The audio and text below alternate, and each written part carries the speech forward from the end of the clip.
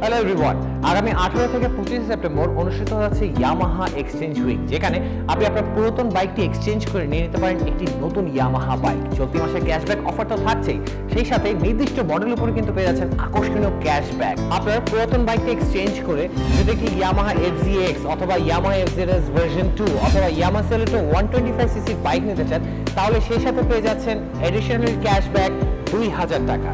এছাড়াও Yamaha MT-15 অথবা Yamaha FZS version 3 নিলে পেয়ে যাচ্ছেন 2500 টাকার ক্যাশব্যাক অফার।